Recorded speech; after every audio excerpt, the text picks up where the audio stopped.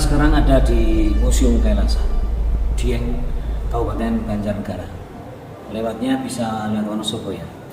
Jadi di area museum kita bisa melihat banyak sekali artefak-artefak peninggalan abad 7, abad 8, abad 9.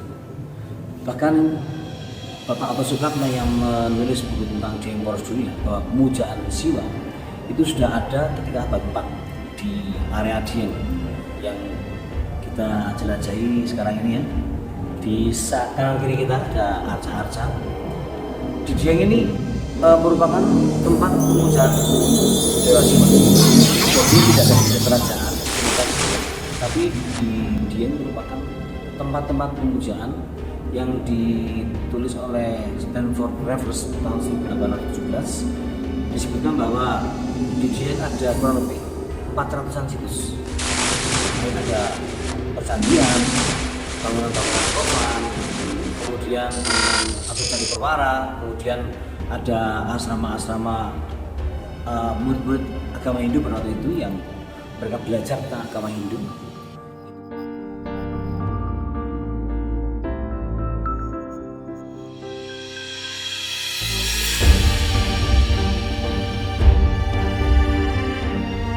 Itu ada di sekitar Pura Candi itu kami Darmasar itu tersebar sampai ke sekitar Asmara. Jadi kenapa ada candi di Dieng?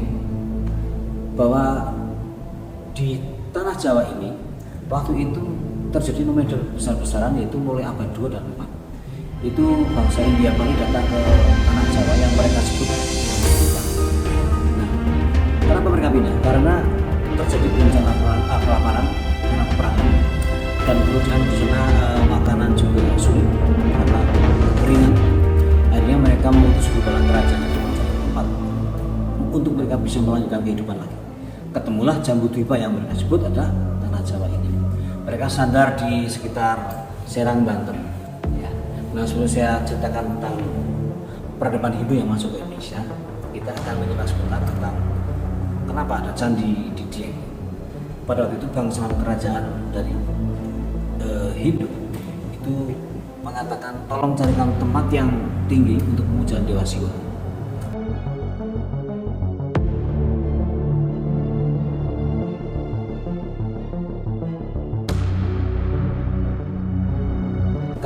Ketemu akhirnya di kawasan Dieng ini.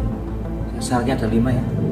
Ada unsur air, ada unsur angin, ada unsur api, ada matahari tapi redup. Tidak ada matahari tapi ada secercah cahaya. Akhirnya ketemulah Dieng ini yang merupakan tempat yang pas sekali karena saat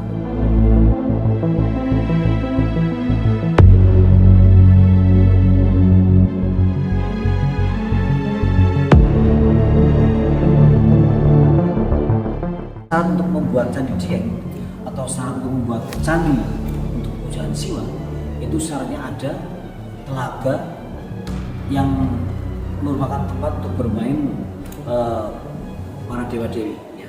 Itu syaratnya ada telaga di sekitar candi itu. Akhirnya kita bisa lihat ada telaga warna, ada telaga balai kambang ya.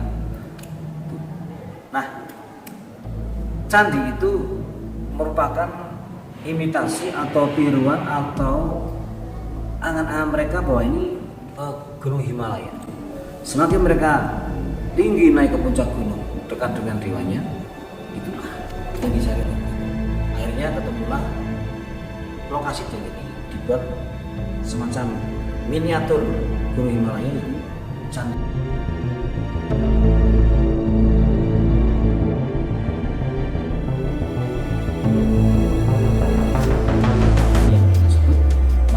Ada yang berbentuk seperti ada ornamen-ornamen hewan-hewan hutan ya, seperti singa, seperti pican, kera, itu bisa kita lihat dengan setiap.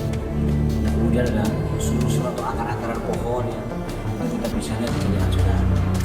Kemudian ada makhluk-makhluk gaib, makhluk-makhluk astral itu merupakan anak buahnya Ganesha. Itu makhluk Gana namanya, yang orang-orang berdua menyangga tiang atau Panca. Nah, dari situ akhirnya candi itu di dalamnya itu, karena itu candi merupakan tempat bertemunya antara dewa dan manusianya, Makanya di dalam candi ada arca-arca Siwa biasanya ya. Ada arca Siwa atau arca Parwati. Jadi periode itu ada seorang pedanda akan membaca mantra-mantra gaib dan kemudian dewa turun melalui arca itu merasuk ke mantra itu dan kemudian jadi ya apa ya kayak kemasukan ya ternyata berbicara kecil dengan agama Hindu itu seperti itu.